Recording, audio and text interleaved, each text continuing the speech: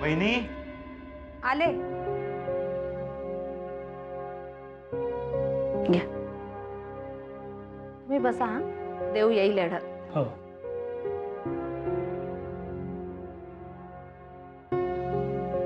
ही बघा आलीच.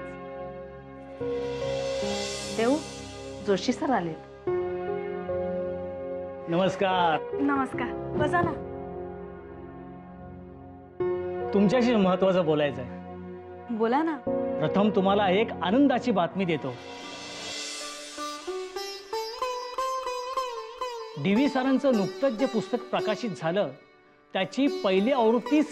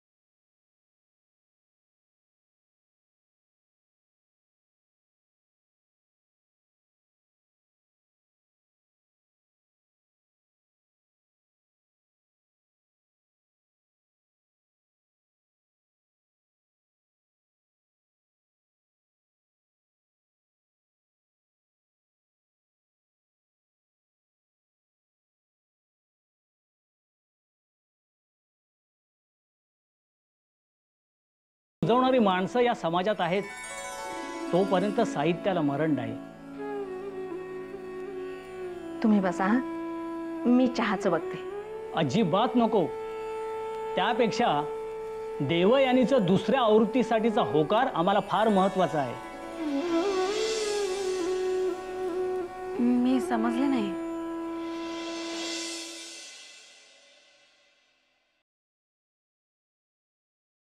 हा चेक. प्लीज नाही म्हणू नका. दुसऱ्या आवृत्तीसाठी तुमच्याकडे अनेक संस्था त्याचे हक्क मागण्यासाठी येतील. डी.व्ही. सरांचे आणि आमचे ऋणानुबंध लक्षात घेता या पुस्तकाचे हक्क आमच्याशिवाय दुसऱ्या कुणालाही देऊ नका. Sir please. घ्या प्लीज. पुढच्या आवृत्तीचं मानधन यापेक्षाही जास्त असेल. घ्या. येतो मी. मकरंद, कधीतरी ऑफिसवर येत चला. नक्की येतो मी.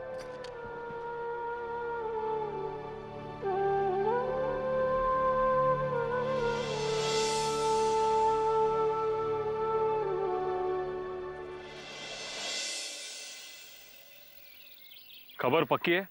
Yes sir. माझा खबरी अजूनही त्यांच्यावर लक्ष ठेवून आहे. चलतं.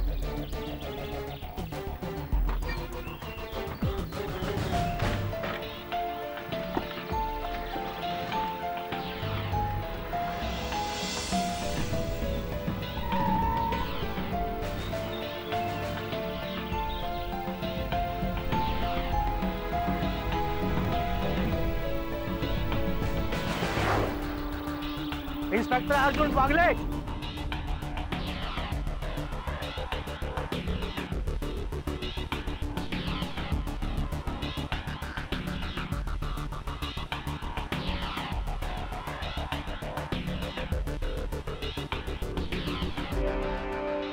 पळ पळ पळ.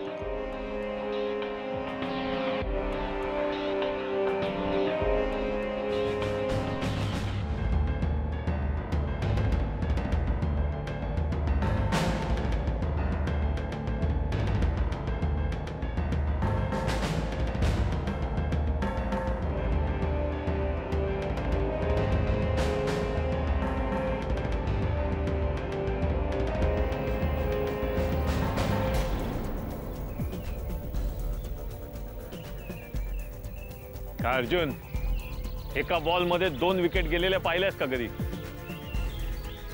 घे ना गाडीत. हवालदार घेऊन जा ना.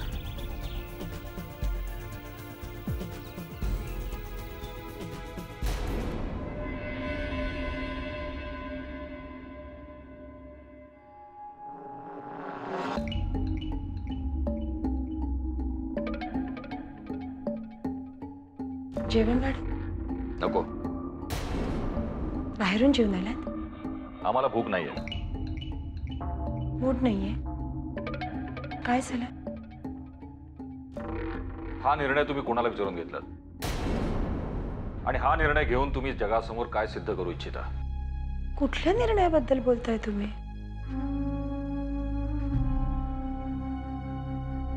बनूला दत्तक घेण्याचा निर्णय कोणाचा होता? बोला ना. निर्णय नव्हता घेतला आम्ही. परवानगी मागायला गेलो होतो साईमांकडे. आणि ही गोष्ट आम्हालाही तुमच्याशी बोलायची होती.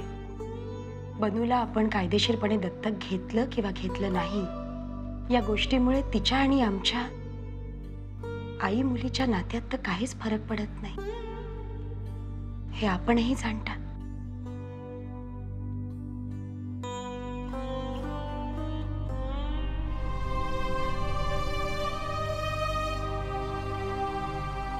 आम्ही त्यांच्या नजरेसमोर आलो की या घराण्याचा वारसदार कोण, हा एकच प्रश्न साईमांना सतत त्रास देत असतो. आणि अगदी प्रांजळपणे बोलायचं झालं तर माणसाची जात ही त्याच्या जन्मानं नाही, त्याच्या जगण्याने सिद्ध होते, या संस्कारात वाढलोय आम्ही. बनूचा चेहरा नजरेसमोर आला म्हणून साईमांशी बोललो, एवढंच. राजेश शिर्केंवर वारस दत्तक घेण्याची नामुष्की येते आणि याला तुम्ही एवढंच म्हणता?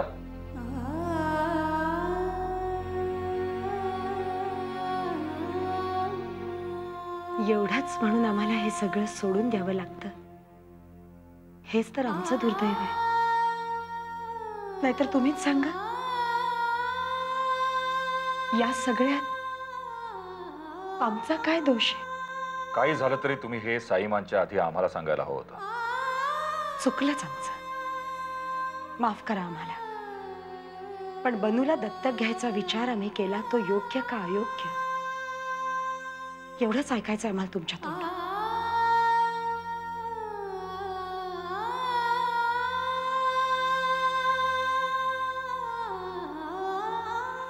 राज, संसार सुखाचा व्हावा असं जर वाटत असेल ना, तर प्रत्येक नवऱ्याने आपल्या धर्मपत्नीला घाबरायला हवं. संसार? साक्षी, तू जरा जास्त जड बोलतेस असं नाही वाटत तुला? संसार या शब्दाचा अर्थ तरी कळतो का? हो, मी कुठेतरी ऐकलंय, अरे संसार संसार जसा तवा चुल्यावर. आणि हाताला बसणाऱ्या चटक्यांचं काय? राज, हे बघ, जर मी तुझ्यासाठी लाडू बनवू शकते तर भाकरी सुद्धा भाजू शकते, समजलं ना?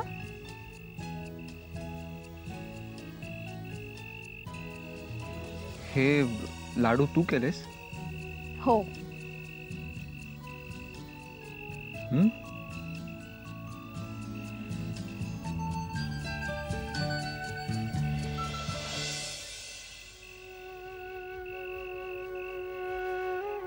काय झालं साक्षी? अशी का पाहतेस? दादूंची आठवण आली. मला बघून? राज, मस्करी नको करू. सॉरी. त्यांनाही हे लाडू आवडायचे का?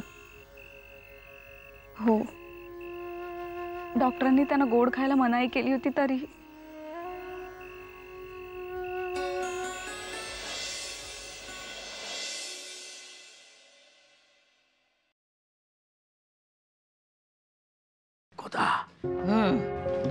मी आलोय. घे रे बाबा. काय काय काय विचारतो? मुगाचे लाडू करायला सांगितले होतेस ना, ते केले ते. घे.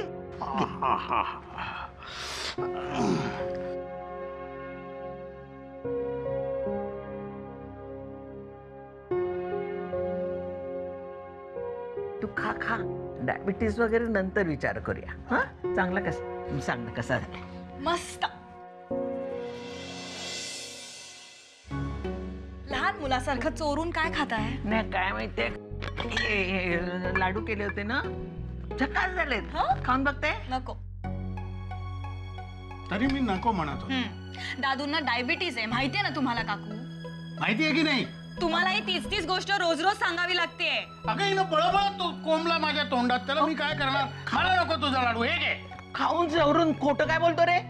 4 दिवस माझ्या मागे लागला होतास. लाडू कर लाडू कर लाडू कर, आणि लाडू दिले तर स्वतः खाऊन तोप माझ्यावर टाकतोय. बघ तुला तोप म्हणाले. मी कुठे म्हणाले? मी तुला तोप म्हणाले का ग? मी ह्याला तू काय म्हणालास तू? तोप? मी ह्याला हिला जाऊ तोप? दे आता भांडू नका. खाल्लेत ना लाडू? मला आधी सांगा, तुम्ही खाल्लेत कसे लाडू? असे खाल्ले. दादू रिलॅक्स साक्षी. राज, मला असं वाटलं होतं दादूंचं पत्र आलंय, उद्या ते स्वतः परत येतील. साक्षी, त्यांचं पत्र आलंय म्हटल्यावर ते नक्कीच सुखरूप असणार ना.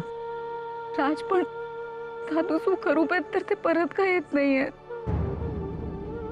जोपर्यंत ते सुखरूप आहेत हे आम्ही पाहते तोपर्यंत.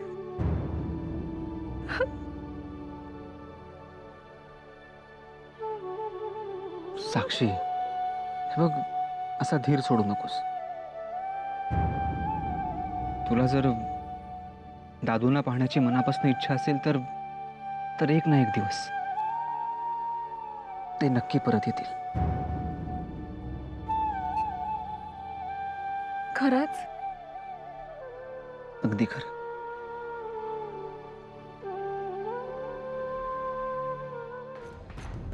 बोला. नाही हो साहेब, आम्हाला काही माहिती नाही साहेब. बोल. कोणाचं नाव सांगितलं होतं? नाही साहेब, आम्हाला काही माहिती नाही साहेब. अरे बोल ना. आम्ही नाही हो साहेब. अबे बोला. बोल. मला कुणाचं नाव सांगितलं होतंस? अरे बोल ना. नाही हो साहेब, नाही हो साहेब, मारू नका हो साहेब. आम्ही काय गुन्हा नाही केला हो साहेब. असं?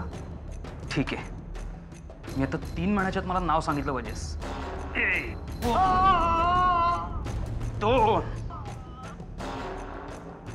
3. साहेब यांना समजाव साहेब. साहेब यांना समजाव साहेब. साहेब मारू नका हो साहेब. साहेब यांचा काय गैरसमज होतो साहेब. साहेब खोटं बोलतोय हा. सर, खरं तर शाळेच्या केस संदर्भात मीच यांना मागच्या वेळी ताब्यात घेतलं होतं, पण दुर्दैवाने मी ड्युटीवर नव्हतो म्हणून यांना अटक नाही करू शकलो. पण अजूनही वेळ गेली नाहीये. यांच्याकडनं त्या राजेश शिर्केंचं नाव वाजून घ्यायला मला जास्त वेळ लागणार नाही सर. बोल. अरे बोल ना. आम्ही गुन्हा कबूल करतो हो साहेब. आम्ही गुन्हा कबूल करतो साहेब. आम्ही साहेब पैशासाठीच एक काम केलं होतं साहेब. हे सगळं करायला राजेश शिर्केने किती पैसे दिले होते? राजेश सरकारने काय पैसे नाही दिले होते साहेब. राजेश सरकारचा काही दोष नाही त्यात. अजिबात नाही सर. सर, मागच्या वेळी राजेश शिर्केंचंच नाव घेतलं होतं आणि DV सरांच्या बचावासाठी कोर्टात त्याची कबुली द्यायला सुद्धा हे तयार झाले होते.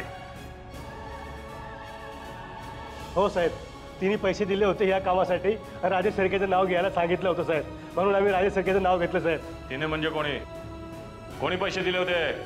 नताशा सर. ज्या नताशाबद्दल आपल्याला खबर मिळाली होती ती खरी आहे.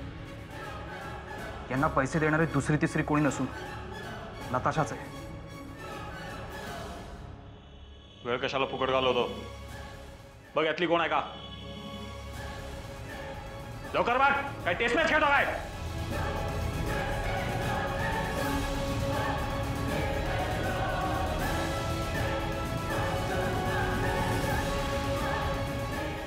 हो साहेब, हीच ती.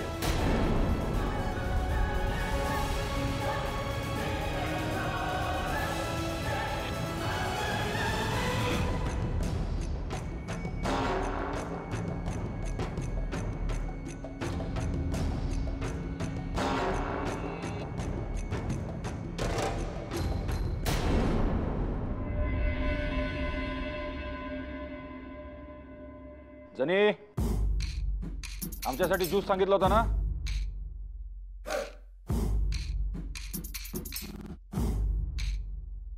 जनी, खंडू, कुठे गेले सगळे?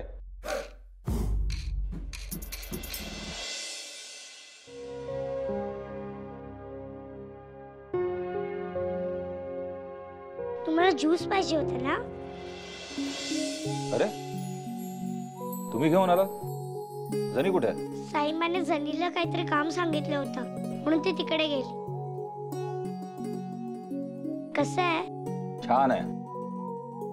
नुसतं छान म्हणून नाही चाललाय, थँक्स बोला. बोला ना. थँक्स. No mention. असं का पाहताय? प्रियाने मला सगळं शिकवलंय. तुम्हाला माहिती आहे, मी जसं चांगलं बोलली ना तर विक्रम दादा मला शाळेत घेऊन जाणार आहे. है की नाही गंमत? आहे बुवा गंमत. साहेब, तुम्हाला भेटण्यासाठी पोलीस आलेत. ठीक आहे, त्यांना आत पाठव आणि जाताना बनूला घेऊन जा.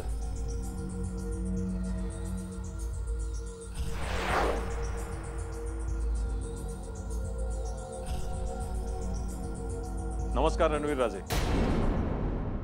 या बसा.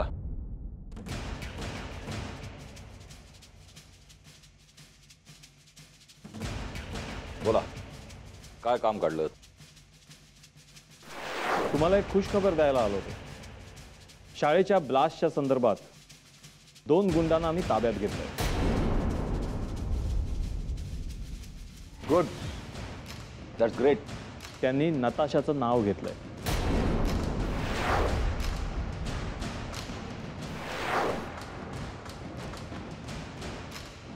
इम्पॉसिबल. असं होणं शक्य नाही. पण असंच झालंय. त्या दोघांनी नताशाला ओळखलेलं सुद्धा आहे.